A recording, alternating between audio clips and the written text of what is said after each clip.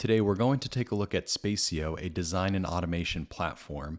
They just launched their beta version for the first time, and I'm really excited to see what this software can do. I've seen screenshots now for a couple of years, and when I look at the company, there's only like 6 employees. So I'm blown away that they've built something this comprehensive, and I'm really excited to see what it can actually do beyond what I've just seen on the website, which thus far has just been diagrams and snapshots. I'm really curious what this actually is and how it actually functions. So let's take a look at this most recent beta launch and see what we think. I have no idea what to expect here, but I think it's gonna be pretty cool. Let's find out. Be getting a deep look into what the beta platform has to offer today and how it is working in Spacio and how the tool is shaped to design buildings. So the first thing you're presented with when logging in is the project Pretty dashboard clean. where you store all your past projects with your various sketches, and you can create a new project and enter the platform. So Spacio is Very a nice entry point. completely web-based design tool. Everything's So web-based now. everything is operated and done in the web, and it's running on its own geometry engine that's completely custom built for the platform. Curious if it's gonna Which have any means it performance allows you to issues. achieve proper speed and high performance in the browser, so almost identical to These graphics are great, by the way, and how he's navigating around seems like the performance is actually working pretty well. the perception of working on a desktop tool, I would say. Wow. And the platform is shaped to offer both a combined manual and automated experience. And that means that you manually can draw and shape and edit your buildings while getting I just wish I could do this in Revit. I mean, this is pretty impressive so far. awesome assistance from automated algorithms that allows you to it automatically gives suggestions on floor plan splitting, shapes like the facade design, and places out apertures. And we see here in the video the user controlling like the type of core access we have to the building, if we want exterior corridor access, or flipping it back to the other side if it's more suitable towards like in terms of where light is coming from, or we want point access again. So every type of geometry, every element that is generated in Spacio is Spacio, that's how you controllable pronounce manually. it. And we see here the properties panel on the left side where you can change the type of roof you have on your building, and like pushing and pulling on your geometry, and everything updates and aligns with your changes. So parametric design at its finest in some way. And as mentioned again, every element is I'm really curious about the actual elements themselves. So far, it doesn't seem like there's data embedded within each one of those walls, but maybe that's the longer term plan that you would start to build out those details and the data within each one of those wall assemblies and how it's actually constructed. For right now, it really just looks like planes. I mean, it's still geometry, but it doesn't look like this would be have active data in here like a Revit wall assembly would. But I could see the beginnings of this, and it looks really fluid to make those high level edits. And then you could go and create those details on a separate sheet or in a different environment. adjustable and controllable both through the properties panel but also in the geometry in itself with controllers. I mean, just creating a shape and extruding. I mean, it's like you could do that in all these programs, but the fact that they make it this easy, and I'm curious if this is just like a recording, but if it really is just that like click, click, and then create all those walls with whatever shape you have, I mean, that's pretty cool. And here we see some manual designing on the plot where you can edit and rotate and translate your geometries, and you get automated instant like metrics update of how many square meters of the different type of building categories you have, and every tool is shaped also to be as intuitive and flexible as possible. So if you draw a building close to the edge of the plot, it will automatically align with the edge and being offset inwards. and we see here the user having like full control of way. It seems like they really optimized for this specific functionality to really create some early site analysis with buildings where you can just like push and pull, but just have a more realistic option right off the bat. So, like, typically, you would do this in Grasshopper and then maybe build a script that would build these items. But to have this all just kind of work seamlessly in a web platform is just really cool. And it does seem like it really opens up the access to who could use this tool. It's no longer that kid that's kind of customizing a Grasshopper script that is honestly really slow and probably buggy. So far Select the this is building, pretty cool and for a you can specific think of the use building as case. volumetric elements where you kind of like chop and cut and stitch them together. So whenever you make two buildings like touch each other, they merge into one building and so on. On the left plot here, we're Whoa. using the generative part of Spacio. Oh, So you select a plot and you ask the system to generate uh, I don't know about that. I don't know. some options for you. And you can then like go in, reshape That's cool. where you want That's cool. plot setbacks to be, and how open contra how close the courtyard should be, and then manually also go in and adjust to your liking of if you want to push a facade in a specific area, want to have access to the courtyard and so on. Whoa. So as an Categorize, example here, create, as we bulk. see, we have two plots, we have two building blocks on each side, and the plot in this case is kind of like what we would say the parent or the owner of the buildings inside. So as we're seeing here, you can select the plot and say, I want every building on this plot to have a specific building category. So Hmm. orange in this case is office building. So you select the plot and Early change the design. attribute, and all buildings update. This would be But then great if you for manually go for in and select pre-design and one of the buildings schematic on the plot design. or a specific story, you can override that attribute because the attribute is then defined at a lower level in this hierarchy tree or the topological relationship tree, so to say. So you can do quite dramatic like bulk updates as we're seeing here, I'm still so impressed that they built this. I mean, this is a pretty comprehensive tool. To do it with such a small team is very impressive. changing all roofs, every roof on every building in this plot now gets converted from flat roof to pitch roof. Mm, Um, then we're selecting three buildings and saying, I want these particular three buildings to have a green access roof and so on. So it's very flexible, the system of how you decide to work with it.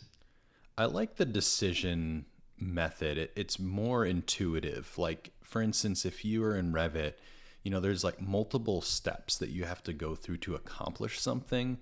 And in this case, they've really understood the use case, which is this like early schematic design, maybe even pre-design, and then, maybe some like design development, or if they want to do some quick optionalities and renderers, but based on different designs, they could do that really quick with this program. But my point is, like, it seems like they've really narrowed down on like these use cases. For instance, like, how does someone actually want to change a roof? And it seems like that kind of like the fundamental thing to do, or what they're doing here, is really like starting with these blocks. They're aggregating those blocks, and then they can select items in those blocks and then pretty intuitively sort of change and update those items. So I really like the overall, I guess, approach and workflow. There's a lot of ways that you could go about this, but so far this seems like a very intuitive approach, and also the interface is frankly just looking really great.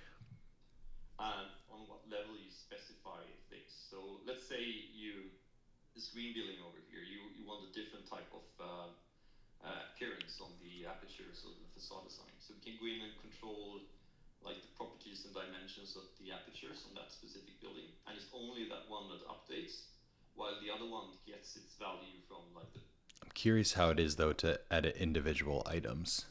project settings or global settings. Same thing here, we're seeing some edits to like the dimensions of the balcony and so on.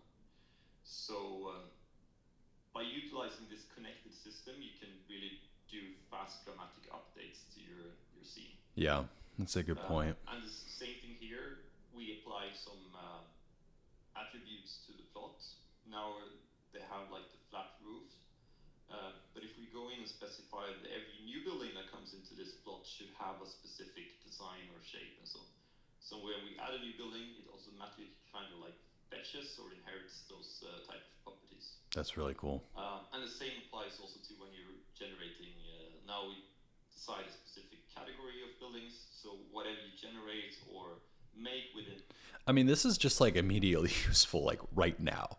And that's something that, I could just immediately see this being a part of the process, like I said early on. But to present a couple optionalities, you could even just screenshot what's ever in this view, bring it to Photoshop, add some textures, make some beautiful renders out of this. It already has a really nice visual quality.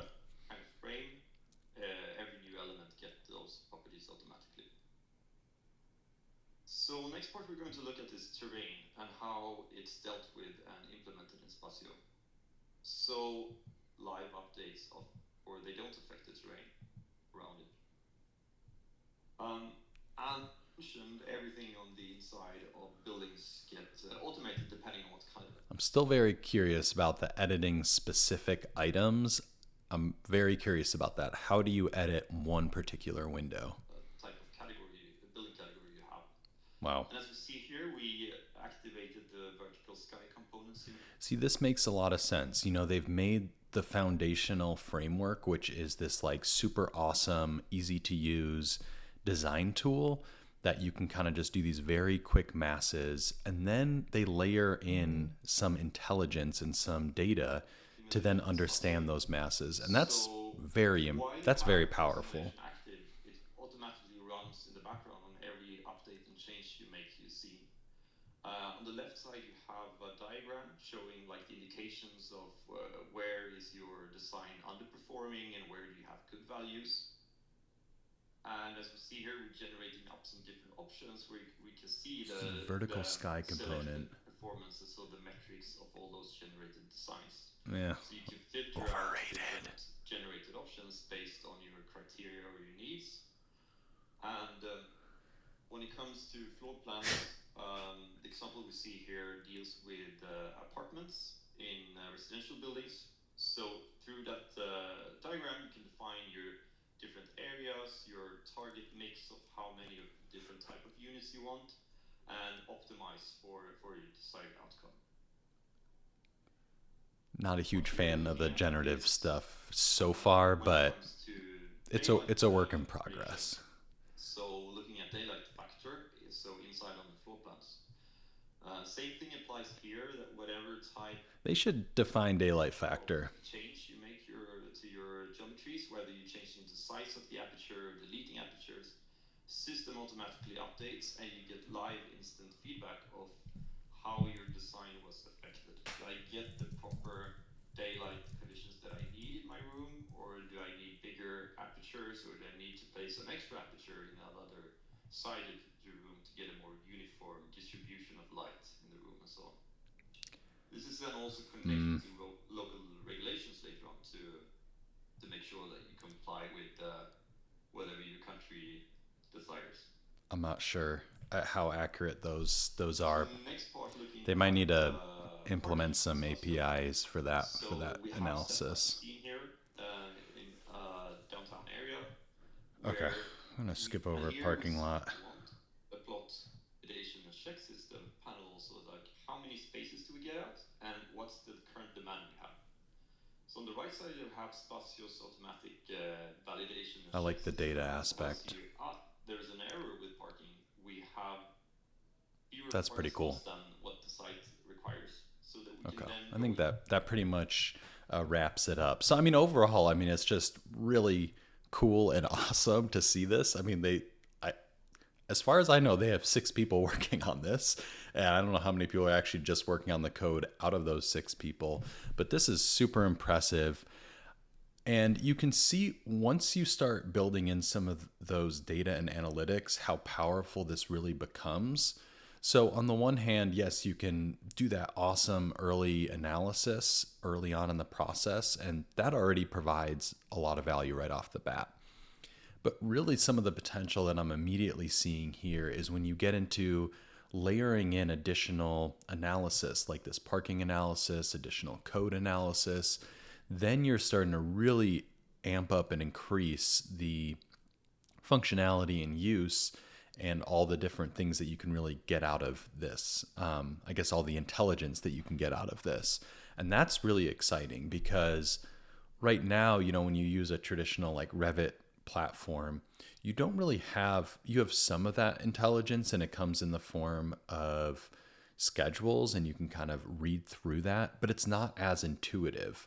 So having more intuitive intelligence as you're going through the design process, that just adds a ton of value and saves a lot of time in not needing to go back and look for those nitty gritty details and numbers and discovering that. You just know that right off the bat. I also just really like the interface and the graphics as well. It has a very nice flow of information. So if you don't need to access a lot of information, you don't have to, but you can still dig into the details if you need. So there's just like a nice cadence to the overall user experience. As this tool gets more and more complex and more functionality is built out in it, it's going to be key to really not have this tool get overly complex, but keep its easy to use capabilities, but still build out that functionality without it being overwhelming. And that's always a tricky thing to balance. But overall, super impressed, and I'm looking forward to seeing more. They did let me know that they are going to release a beta version for me to test out in a couple weeks. So I'll actually be able to test this tool out myself, maybe work through any bugs that come up because it is a beta launch here. But yeah, I'm excited to try it out and just track and see the progress that this tool has come along. I actually started looking at this website I think it was like a year and a half ago, and they just had screenshots. So it's super cool to see this now be launched into the world and looking forward to using it. Let me know what you think in the comments. Do you think this is a Revit replacer? I don't know.